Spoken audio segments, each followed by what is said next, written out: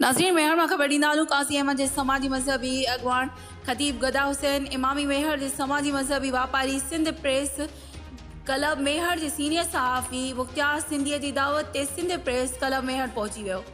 उन मौक़े ते ख़तीब गदा हुसैन इमामी पैगाम ॾींदे चयो त नबी करीम सल्लल्लाहु अलैहि वसल्लम जन फरमायो आहे त मुस्लमान सभु भाइर आहियूं। इस्लाम अमन ऐं मोहब्बत जो पैगाम ॾिए थो, पर असांजे माशरे में इस्लाम जे नाले ते नफ़रतूं थी रहियूं आहिनि जेके इस्लाम जे ख़िलाफ़ आहिनि।